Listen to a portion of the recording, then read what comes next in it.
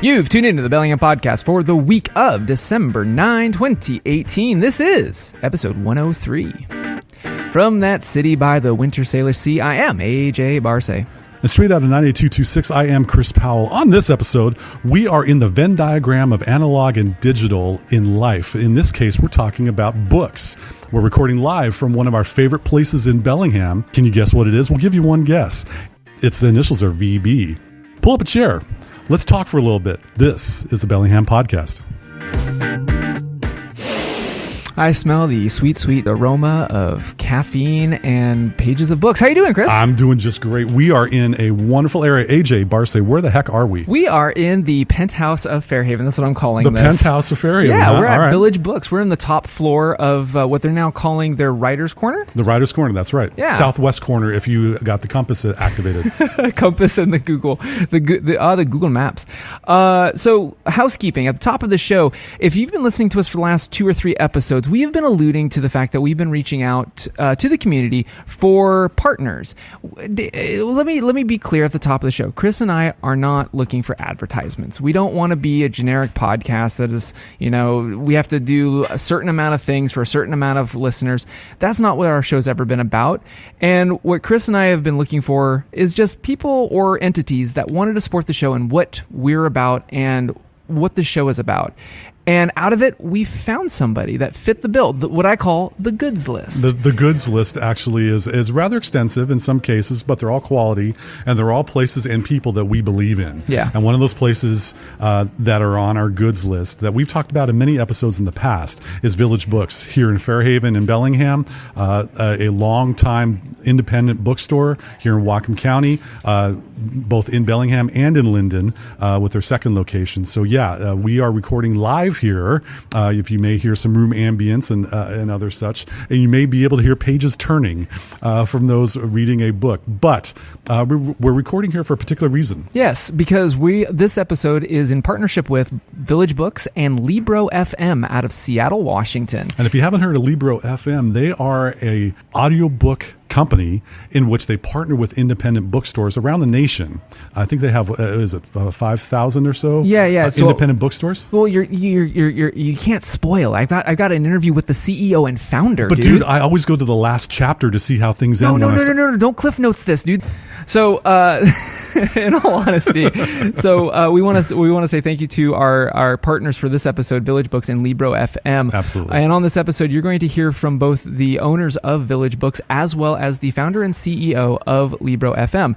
Now, at the top of the show, I want to kind of put out, because what Chris and I really wanted to do for this episode is work with these entities, and you'll understand the story behind both of them in a second. But in supporting the show, they also have provided listeners a benefit. And here's what's really cool, okay? If you go to Libro FM, Libro.fm. Yeah, Libro.fm. What you'll be able to do is you'll be able to select your local independent bookstore. Now, obviously, if you're in the Bellingham area, we're going to say you want to make sure that you select Village Books. That's right. But this goes for anywhere, because obviously we're big in Sri Lanka. We are. I don't know if Libro FM goes to Sri Lanka, but if they do, they probably have a bookstore they partner with. And when you select that, 25% of every purchase stays in the community and goes to that bookstore. And what they have done for BhamPodcast listeners is something really skookum. They've got a 3-for-1 audiobooks deal, okay? And we've got a link in the show notes where if you subscribe to 1 month of Libro FM, they'll give you 3 credits. So that's 3 books. 3 books for the price of 1. Now, bear in mind, that also benefits Village Books. Again, and you're going to hear about how that impact of a digital service is supporting a local community. This isn't a big Horkin service that maybe has audiobooks that we've all used perhaps in the past, where none of that money stays in our community here in Bellingham. And this service is a little bit different, where it is going to keep some of that money here. It's a little groundbreaking as far as how we're using technology, and we're actually finding a way to enjoy tech and have it benefit the local community. And that's something that AJ and I are behind. This is what we are in favor of, and that's part of why they're on the goods list. Yeah. So you're probably thinking, well, what's the cost difference of it? Really, there's not. It's $14.99 a month. It's no different than probably another service you may have used. You'll receive 3 audiobook credits for that $14.99 for during the first month of membership. They have over 100,000 books in their collection, and you'll hear with my interview with Mark that if you see something that's not there, you can reach out to a real human being to see if they can get a copy of it for you. And again, some of the proceeds of that will support Village Books. And if you want to continue, every month after that, you'll pay $14.99 and you get 1 credit a month for any audiobook in their store. Or you can buy, if you don't want to wait for credit, just like anything else, you can buy a book. It's really easy. And I know that a lot of other podcasts say that about another service, but here's the thing that I like about it. They don't make you feel bad if you want to put your account on hold or cancel. Like, they don't give you another screen. It's like, wait, before you go, take a look. No, like, they understand because books take time. Reading takes time. And if you want to put it on hold, great. If you want to cancel, great. If you want to come back, great. They're bringing a more human element to something that has kind of been sterilized by digital. It's reading. And one of the ways you're able to read these audiobooks or listen to these audiobooks is with your smartphone app. Whether you got an iPhone or an Android, it's a free download for their Libro.fm app. And I found that the interface is very clean. You hear me out there, minimalists? I'm talking to you. It's a very clean interface, and I've been enjoying a couple books that I can listen to in my car or with my headphones when I'm walking the dog. It's been a very clean experience for me with the app. Yeah. And so I'm a fan of that. Yeah. And like I said, going forward, because full disclosures, like Chris and I have been using the service for a while because we've been checking them out and talking off the mic, like going forward, they're the place that I'm looking for books because they value our community and they're supporting our local business, which is awesome. All right. So enough of the plugs with that. Also, the one other human aspect, yes, which I don't know if you caught in the show notes, we have BhamPodcast has our own reading list with Libro FM. Yes, they do. And we have a link in our show notes, drink of which AJ Barcet's top picks for audiobooks. And yours truly, I've had a couple of books that I think would be rather cool to be listening to as well that I've been a fan of. So go to the link that we got and check out to see what kind of books we're reading on these audiobooks. But let's go to the interview. What do you say? Yeah, let's do it. All right. Hey, Mark, welcome to the show. Great to be with you. Hey, so you are a founder and CEO of this company called Libro FM. What is it? So Libro FM is the first audiobook company that makes it possible to buy audiobooks through your local bookstore. And we're very fortunate to work with Village Books right there in Bellingham as one of our key partner bookstores. Dude, that's awesome. How did the idea of Libro come about? So I have a background in book publishing, and I love reading books and enjoy sitting in a chair with a print book. But I found that I wasn't reading as many print books as I wanted to over the course of a year. And so that's when I discovered audiobooks. And the advantage with audio is that you can listen anytime, anywhere. So whether for me personally, that's when I come back from a run and I stretch, or I'm cleaning my house. My house, by the way, has never been cleaner since audiobooks came into life. Or going for a walk, or before I go to sleep at night, I often listen to an audiobook or on an airplane, my noise canceling headphones. So that's what's incredible about audiobooks. They go with you in our busy lives. Dude, and I don't know about you, but I've got a toddler, and I have become a reading aficionado ever since his birth. So I feel you. How long ago did Libro start off? We started the company about 5 years ago, and we are Seattle-based. We all work in the greater Seattle area. But, it gets better every year. We continue to grow in terms of our partner bookstores. We love our customers, and they're always giving us helpful feedback. And so we're really happy with what we offer today. Yeah, I have to say, you guys are probably one of the more open technology service companies that Chris and I have come across, because before even going into this interview, I gave you guys some notes. Here's what I love your service, but here's some stuff. And you guys were, positive about that, which, that's super great. So with Libro partnering with community bookstores, how does that work? How many community bookstores have you partnered with, and how does that whole revenue thing work? Sure. So while I was saying we are a small company, we're actually big when you think about that. We have more than 5,000 book-selling partners around the country. Sweet. And I appreciate your kind words about our service. And our goal is really to match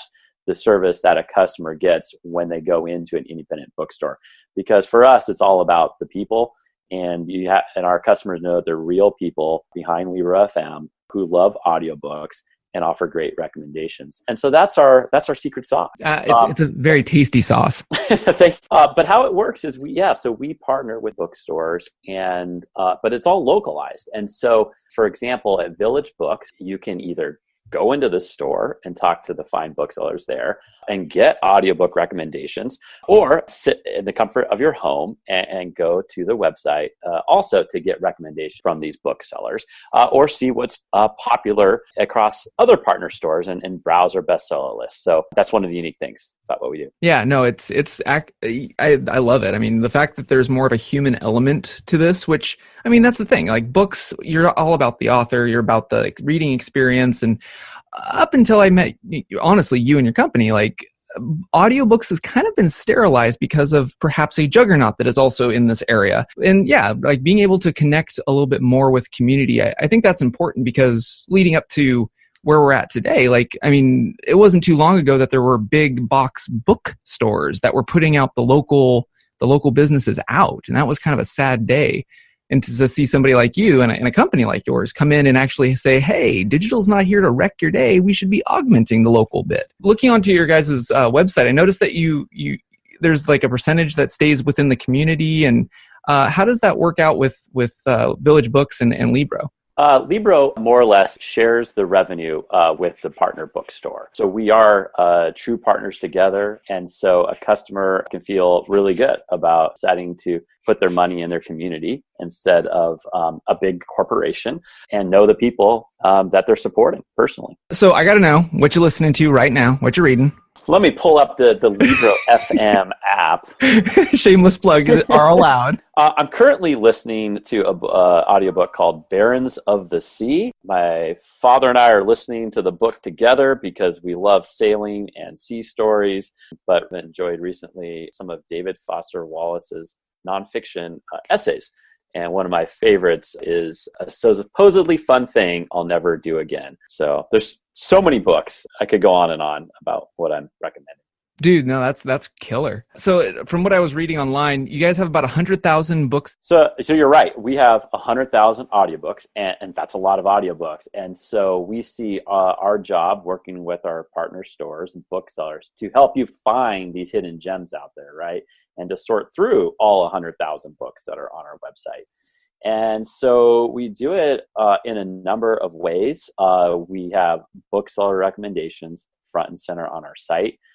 Another unique thing is we have a curated playlist. We have more than a couple hundred curated playlists on anything from books that authors have read themselves, which often are some of the best, to books on different themes, such as Scandinavian authors is even a very small subgenre of recommendations that one of our partner stores had suggested. So we make it, easy for you to find the great audiobooks. So now that you said that, I'm going to have to do a shameless plug. Hey, everybody, the Bellingham podcast has a curated playlist, which I think is really cool of you guys. So, and that's libro.fm/playlist/BhamPodcast, our very own hashtag. So that's really cool.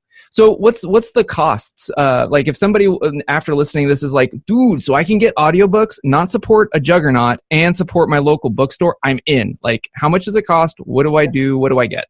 Yeah, so we invite everyone to become a member because that's really the best value and the way to show your support for your local bookstore. And it's pretty easy how we have it set up. The first audiobook and month is free. There's no charge. It's just a trial. See if you like audiobooks or not. We think you'll like them. So, and a lot of people stick around. And then we charge you $14.99 a month. And then that gets you any audiobook you want of the 100,000 each month. And then, of course, you could gift audiobooks to friends and family through memberships, and or just buy them one at a time. You can absolutely do that, any of the 100,000. Yeah, that's cool. The other thing I personally want to say props to is, so I started my trial, and I'm sticking with you guys, but especially with a toddler, I can only read a book for like very short snippets, and I mean listen to a book in very short snippets. So the thing that I really appreciate about your guys' back end on your account is like, it's easy to put my account on hold, and I don't feel bad doing it like somebody else's service, where like you say, like your credits don't expire. They're just there. Which I think is really great. Like it's fostering the fact that you guys are promoting listening and reading as opposed to stick with our service. I think that's really cool of you guys. Thank you. Yeah. Again, it goes back to that we're real people behind this technology company, and we always want to do the right thing. So yeah, you can pause your account at any time. You can, of course, cancel your account. It's very easy to do. We think you'll stick with us for a long time. But then we also do returns. So if you don't like the narrator or the audiobook you're listening to, you just email us and we do a return for you. So we're really easy to work with. Yeah, no, that's totally great. So one last thing that I was really interested about from my geek side, I came across a book on your service, and it was listed, but it said that it was unavailable in my country because it's not cage free. Can you talk a little bit about that and what Sure. that is, what that means? Yeah. So when we say cage free, we wanted to add some humor to a more technical concept called digital rights management, and that's called DRM.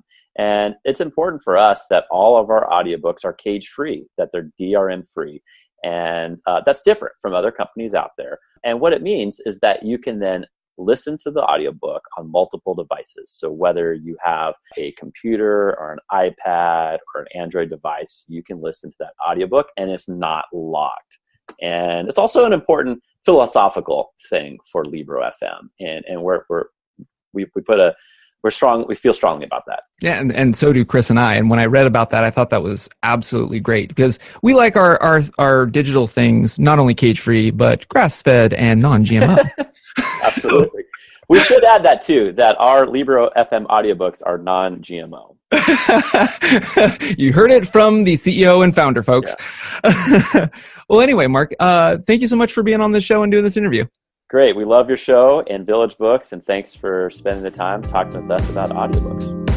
Well said, I must say. Yeah, so thank you, Mark, so much. Again, Mark is the CEO and founder, and the fact that we had a CEO of a company on our show, that's pretty scoop. I'm happy about that. And by the way, just down I-5 a ways. Yeah. Over there in Seattle, that's pretty cool too. So if you're going to go visit the Seattle area on the I-5, you might be listening to us on KMRE 102.3 FM. Low power. Community radio here in the heart and the city of So Do Excitement, that other wonderful local thing that we do. So with that said, on the local beat, we have another interview on with regards to this. It's 2 interviews for the show of 1. Well, I guess it's 3, but there's 2. Anyway, Village Books. Yes. All right, so the second interview on our show is with 2 out of the 3 owners here in Village Books, Paul and Sarah. We had a great talk about Village Books here in the community and how they partner with local authors and also how they're in that Venn diagram of analog books and digital audiobooks with Libro FM. So why don't we just go to the interview right now and let's take a listen. So my name is Sarah Hutton and I'm one of the co-owners. I'm Paul Hanson, one of the co-owners. Our third partner in crime isn't here today. We do get rarely days off. Good to know.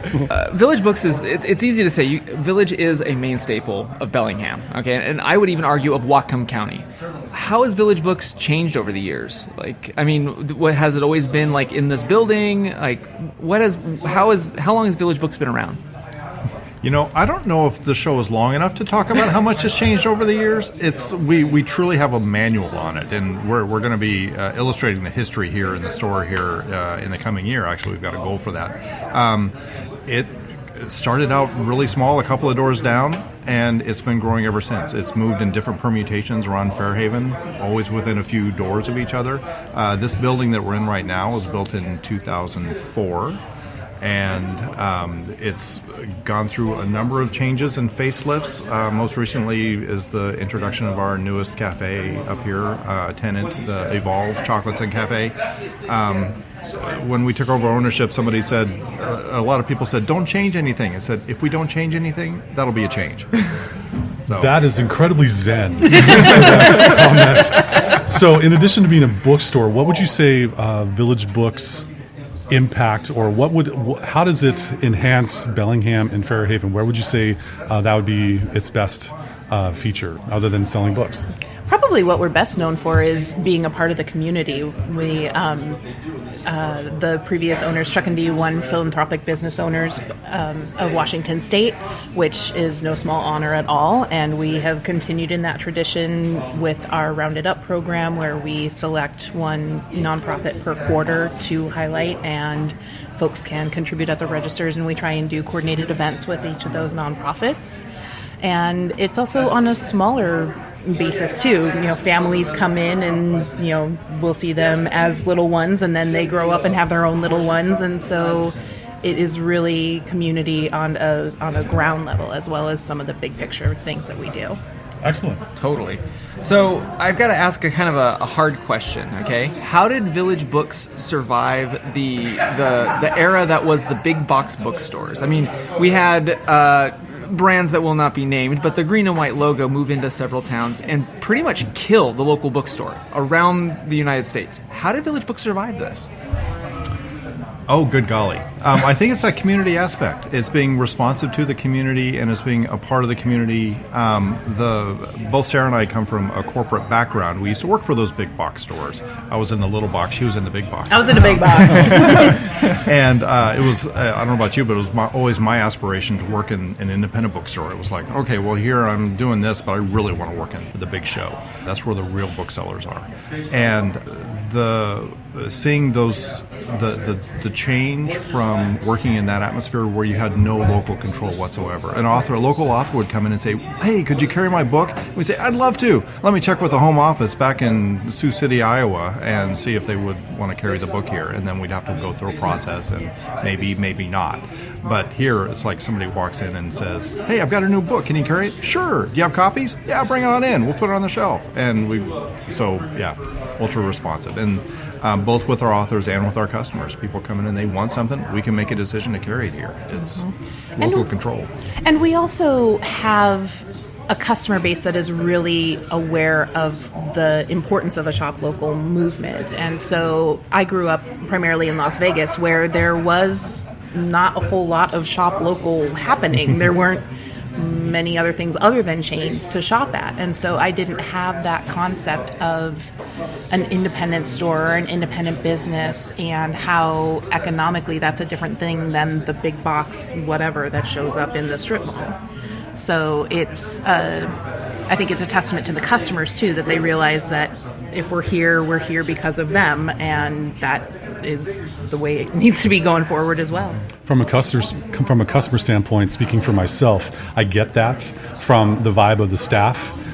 It does. I don't get the vibe that I'm not being upsold with particularly the latest, greatest book that would come out. And so that's always nice to be able to just simply browse and not feel like I'm being tracked. So from a customer standpoint, I do appreciate that. Getting back to the local author thing, in addition to just simply providing their books in your store space, how else are you working with local authors, either working or helping them out in the community?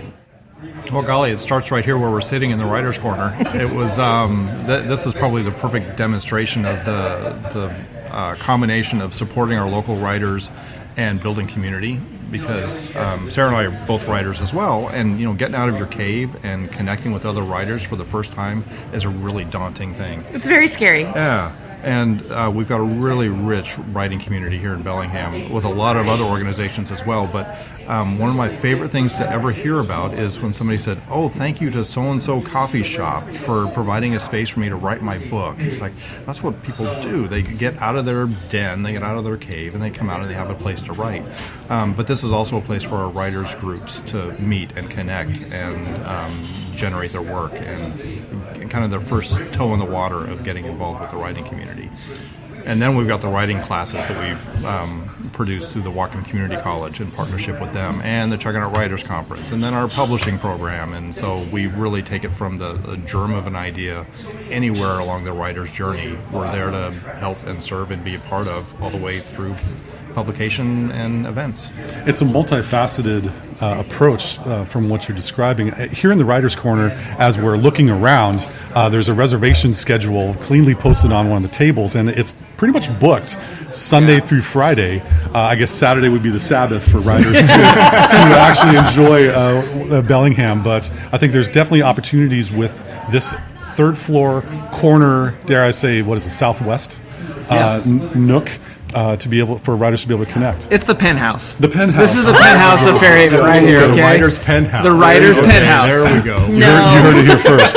Quick, I need to trademark that. Okay, so let's so that's a little bit of the past and the present. Let's look at the future. Okay, what does Village Books look like in the next 5 to 10 years? Like how is Village adapting to a digital age? Like, are you guys seeing more patronage or less patronage or digital patronage? What's that look like for Village? So we have always tried to be aware of what's on the horizon, and sometimes with greater success than others, that's for sure. But one of the things that we've really been focusing on lately is the audiobook feature that we have through Libro.fm. They have a lot of the same characteristics that you might find with something like Audible, but with we usually say that's the other service that starts with an A that sponsors a lot of podcasts, not this one. Not this one. Please continue. But for a community that's so active like Bellingham, you go on a hike, you're gardening, you're doing all of these different things that you can't literally hold a book in your hands. You can still be enjoying that author experience, and that's one of the things that I have actually found that I really enjoy is you get caught up in this narrative, and then all of a sudden your chore is done or your garden is weeded and you're like, hey, look at me.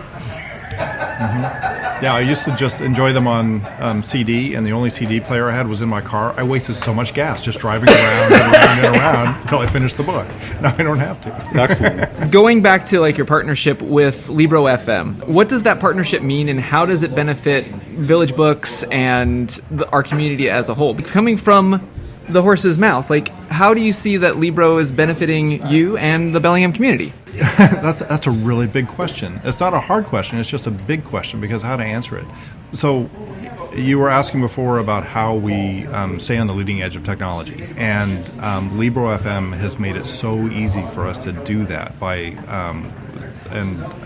linking to our website. You go to our website, you link over to Libro. Even if you don't do that, you go to them directly, you can link it up with your local independent bookstore. And so they're helping us to stay technologically on the leading edge where we wouldn't have the pockets or the bandwidth to be able to do that.